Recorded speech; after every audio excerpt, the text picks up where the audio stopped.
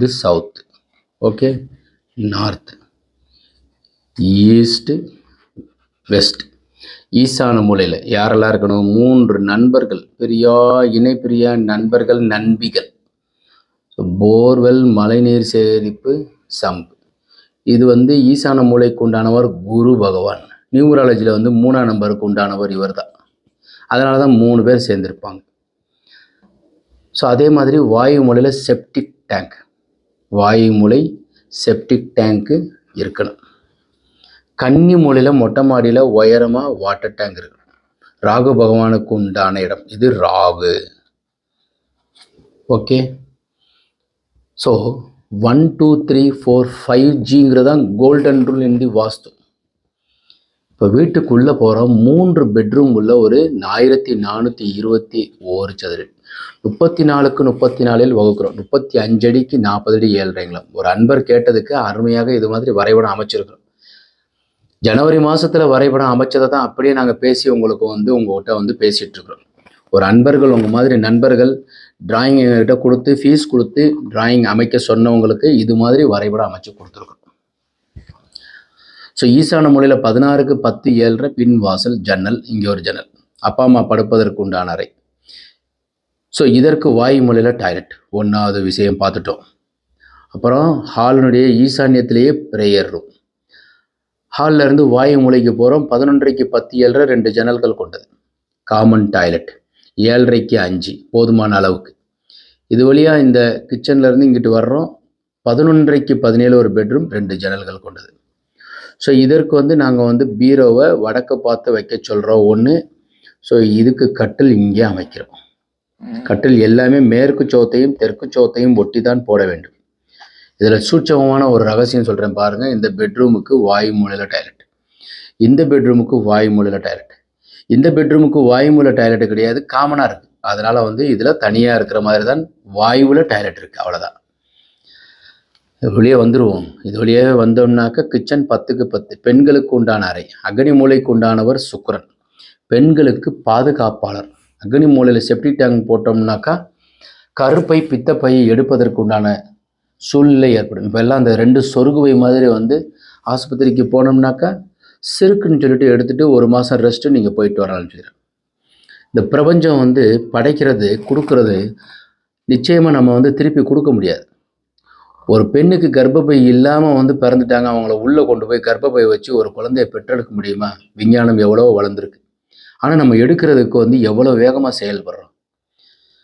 தயவு செய்து நண்பர்களே, எடுப்பதற்கு முன் பல முறை சிந்தியுங்கள். வீடு தவறாக இருந்தால் ஒரு முறை சிந்தியுங்கள்.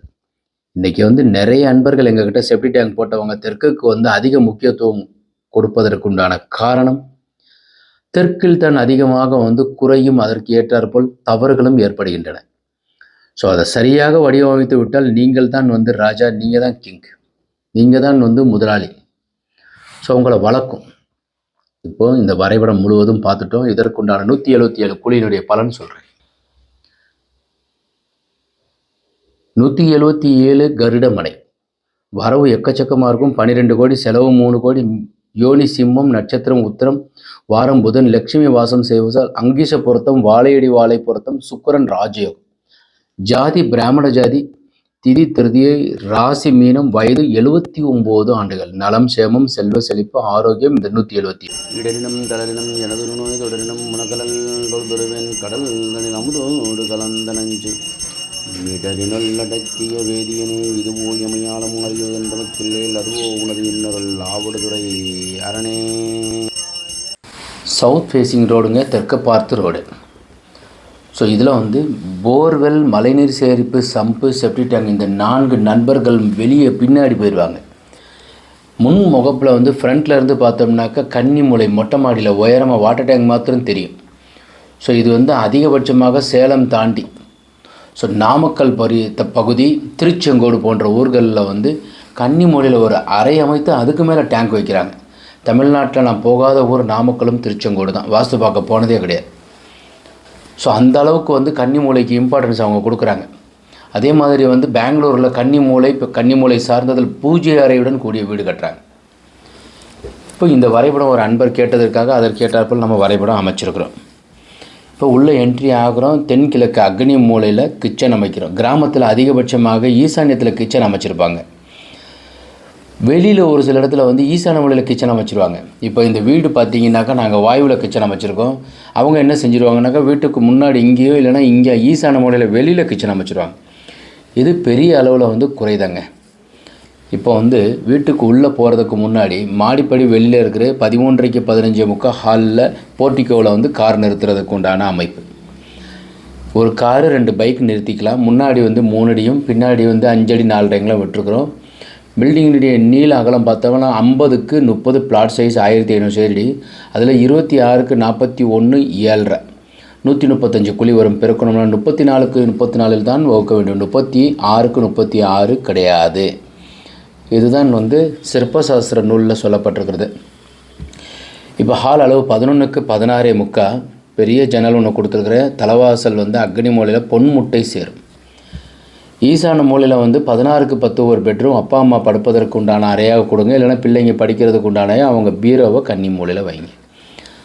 அதற்கு வாயு மூலையில் 8க்கு 4 வந்து ஒரு டாய்லெட்டு கொடுத்துருக்கோம்.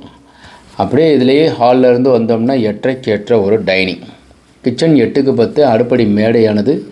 ஸோ இந்த இடத்துல அடுப்பு கொடுத்துட்றோம். அதற்கு ஈசான்யத்தில் வந்து சிங்க்கு கொடுத்தா பெஸ்ட்டு. ஓகே, இதுக்கு ஒரு ஜன்னல். அப்புறம் டைனிங்கிலேருந்து பெட்ரூம் வந்து 10க்கு 16. இந்த பெட்ரூமுக்கு ஈசான்யத்தில் பூஜை அறை கொடுக்கப்பட்டிருக்கு. பெட்ரூமுக்கு வாயு மூலையில் டாய்லெட் கொடுத்துருக்கு. சுற்றி இடங்கள் பார்த்திங்கன்னா முன்னாடி அதாவது கிழக்க 2 அடி மேற்க 1 அடி. கிழக்கு அதிக காலியிடமும் மேற்கு குறைவான காலியிடமும் வடக்கு அதிக காலியிடமும் தெற்கு குறைவான காலியிடமும் இருக்க வேண்டும். தெற்கு போனால் உயர்ந்து போவான். ரிஷபம் கன்னி மகரத்திற்கு தெற்கு திசை தலைவாசல் யோகம். 9ஆம் தேதி 18ஆம் தேதி 27ஆம் தேதி பிறந்தவர்களுக்கும் தெற்கு திசை தலைவாசல் யோகம். இப்போ ஹாலனுடைய கன்னி மூலையில் பூஜை அறை அமையப்பட்டு மாடிப்படி வெளியில் கொடுத்துருக்குறோம். மேலே போய் 2 வீடாவோ 1 வீடாவோ அமைக்கலாம். இது வந்து இப்போ 135 குழியினுடைய பலன் பார்ப்போம். இப்போ 135 குழி பார்த்தோம்னாக்கா யானை மனை அதீதமான ஆரோக்கியமும் வரவு 12 செலவு கம்மி யோனி கணவன் மனைவி பிள்ளைகளுடைய ஒற்றுமை சர்ப்பம் மேன்மை செல்வம். நட்சத்திரம் மத்தியமம் வார பொருத்தம் புதன். லட்சுமி வீட்டில் மகாலட்சுமி கிரக பிரவேசம் அன்று வாசம் செய்வாள் வருவாள் இருப்பாள் உயர்த்துவாள். அங்கீசம் வாழையடி வாழை தலைமுறை பொருத்தம் கேது அங்கீசம் சகல நன்மை. ஜாதி வைசிய ஜாதி உத்தமம் திதி பூர்ண பலன் பௌர்ணமி. ராசி மீனம் சுகம். வயது இந்த கட்டடத்திற்கு உண்டான வயதுன்னு பார்த்தோம்னாக்கா 45 வருடம். இது 135 குழியினுடைய பலன்.